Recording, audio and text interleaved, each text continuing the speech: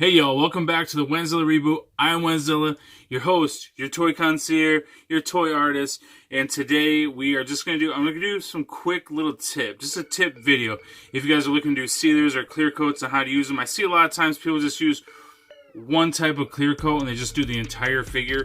And to me, that's not the route. That's not how I want it to look. Now, I've shown you before that I use gloss and stuff on the eyes to like bring out that little bit of extra. But today, I have some quantum suits that I'm finishing up for a customer, a return customer, and I don't usually do commission work, but this person bought some things for me off of eBay, so I'm going to go ahead and just show you guys how I go about doing clear coat, how to use, where I use the satins, where I'd use the gloss, and things like that, what ones I use. Now, this is only what I use. There is no right way to do it that I've found. I mean, there's like no one way to do it. Let's put it that way. So this is just the way that I do it. So we're gonna take the quantum suits. I know these have been out for a while. I did as best I could to make them screen accurate like I did before. I made 2 sets of these. One set had the extra custom Hulk, the custom Thor, and the Thor was crazy because we didn't know what the suit looked like before the movie, so I just did my own. I was like, well, he's probably gonna be like a space Viking or something crazy, because something was weird because we didn't see him in suit as a toy yet. We saw like the little 5.5-inch figure in these type of suits. But yeah, so today I'm just gonna take these. I have 2 of them. I also did a custom quantum head by doing a little bit of sculpt and a little bit of work on an Ant-Man helmet to make it look like the quantum helmet. I also did a female one, only one before, and actually the person who is getting these has that. So without further ado, let's jump into these, and I'll just show you guys how I do my sealing, my clear coat, in a way that I just make it look finished for me.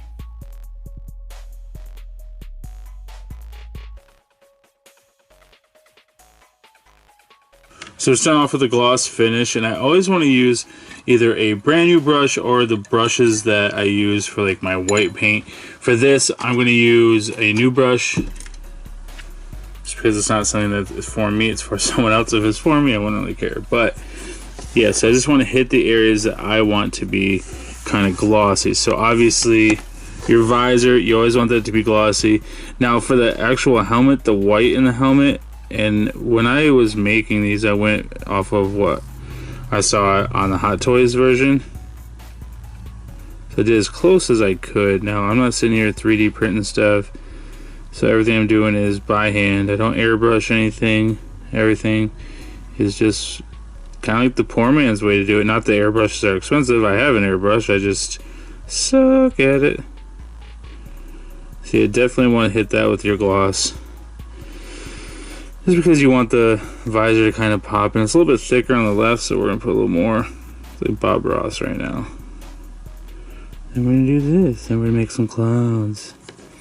So now, the clear red that I used on these is already really shiny, so I don't feel like I need to use gloss possibly anywhere else. And the other one doesn't have a helmet because he wanted to put his I think his Iron Man helmet or his Tony Stark head on that one.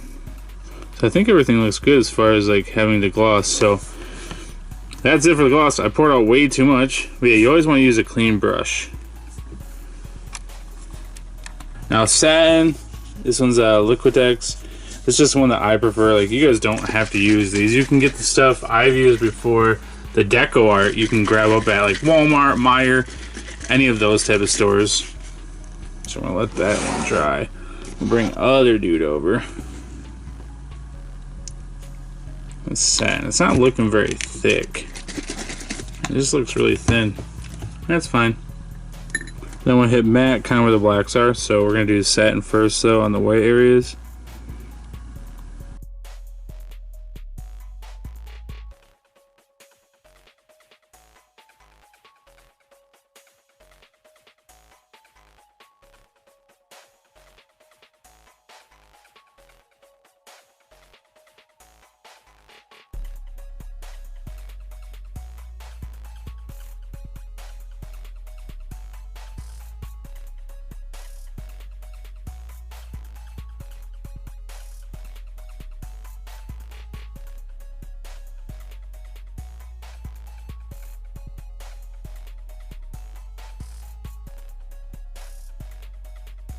Alright, we are finished. All set. We got the Quantum helmet that I did. That's a custom. That's an Ant-Man. I shaved off the side. Filled it with some sculpt, some epoxy for the visor. And then because it's a clear visor, that's really hard to make that screen accurate. And I went as close as I can looking at the Hot Toys stuff because they have, I think, the best looking out of all the suits that were done. I think Hot Toys is the best. This is just Iron Man's helmet that he sent with the suits, so I popped it on there just to give it a reference to how like it looks with the head on it. I believe he's gonna put a Tony Stark head on there. But yeah, I just weighed out all the gray that was on these suits that we got from Hasbro. Not a very good job, Hasbro. And then I went through and did all the blacks and reds and kind of tried to bring that figure to life. The one that everyone is discarding, I wanted to bring that thing to life. And then what the video is about, though, is about the sealers, varnish, clear coat, whatever you want to call it, whatever you want to use. I just want to show you guys what I use. And then I'm going to do some toy shots of these two guys together. But yeah, this is a pretty straightforward video about how I use the matte, the satin, and the gloss. Because you can use all three instead of just doing a wash of gloss. You can use all three and make a pretty cool product. So thank you guys for watching. I appreciate y'all for stopping by. And remember, be kind to one another.